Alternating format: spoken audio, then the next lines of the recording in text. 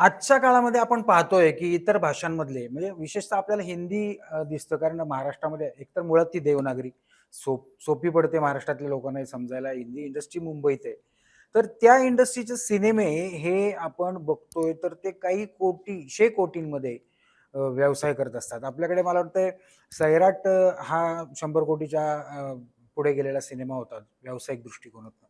पण इतर सिनेमांनी सुद्धा त्या कोटीच्या कोटी उड्डाणे घ्यावी. म्हणून या विषयावर तुम्हाला काय म्हणावसं वाटतंय? म्हणजे आता काय होतं, की म्हणजे मराठी चित्रपटसृष्टीबद्दल बोलतोय आम्ही. मराठी चित्रपटसृष्टीत काय होतं, की आपल्याकडं वर्षातून जसं शिवाजीराजे भोसले बोलतोय, हा सिनेमा त्यावेळेचा आता किती कोटी हा आणि तो आधीचा आकडा होता.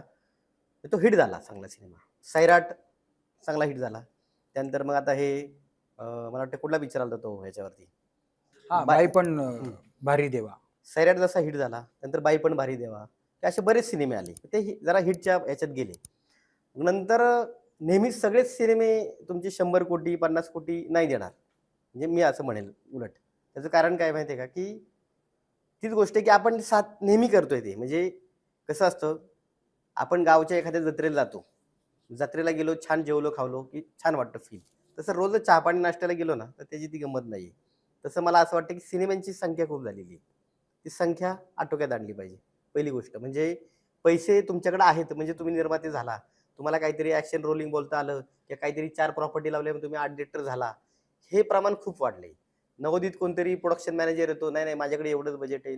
मग तुम्ही एवढ्यातच करा. तुम्ही नाही तर मग मी 4 सेटिंगवाले घेतो आणि पिक्चर करतो." मग ही जी संख्या खूप झाल्यामुळं चांगले सिनेमे दाबले जातात किंवा त्यांना तो प्लॅटफॉर्म मिळत नाही. मला मला असा मग एक याच्यामध्ये होतं काय, ह्या सगळ्या गोष्टीमध्ये, की मग आपला जो होतो, की मग मराठी आपोआपच काय होतं, मग मराठी प्रेक्षकच मराठी सिनेमा पाहत नाही. मग आपण महाराष्ट्रात जरी आता राहतो किंवा आपण पुण्यात राहतो, तर पुण्यातच तुम्ही सांगा, की मराठी माणसं किती, बाहेरची माणसं किती आहेत.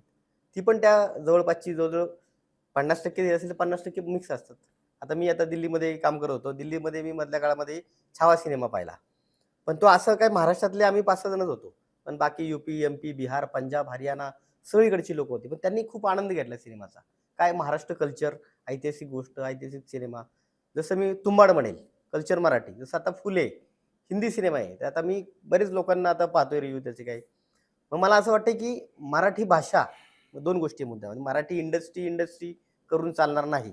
लक्षात घ्या मला काय म्हणायचंय, की मराठी कल्चर, मराठी भाषा किंवा मराठी सब्जेक्ट, मराठी महाराष्ट्रातल्या काही गोष्टी ह्या हिंदी स्वरूपात जरी मोठ्या मांडल्या, मग त्या लोकांनाही कळेल, की महाराष्ट्रात किंवा त्या विषयामध्ये चांगली गंमत आहे. तर माझं असं म्हणणं आहे, की तेही लोकं मराठी पिक्चर करायला म्हणजे हल्ली अजय देवगण प्रोडक्शन असेल, आमिर खान असेल, शाहरुख खान असेल, बरेचसे मराठी प्रोडक्शनमध्ये यायला किंवा लागले. मध्ये आपणच काय काय रे रे रास्कल रास्कला हा बरोबर. चित्रपट केला होता. प्रियंका चोप्रा त्याच्या प्रोड्युसर होत्या. त्याचं डायरेक्शन मी केलं, तुम्ही होते कलाकार. तर तेही मराठीत आल्या होत्या. मग त्याचं कारण काय होतं, की आपला विषय तोच आहे, की क्वांटिटी कमी केली पाहिजे. लोकांनी पण मी-पी-पणा न म्हणता माझे 10 सिनेमे येण्यापेक्षा 5च येऊ द्या, पण चांगले आले पाहिजेत आणि प्रेक्षकांना पण ते चांगले पाहायला मिळतील.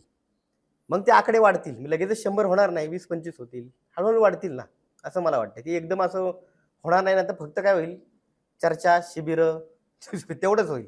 पुढे काही प्रत्यक्ष कृती होणार नाही, असं मला वाटतं. बरोबर. म्हणजे ग्राउंड लेव्हलला काम केलं तर होईल. फक्त कॅमेरासमोर गप्पा मारून त्यात काय होणार नाही. नक्कीच, नक्कीच.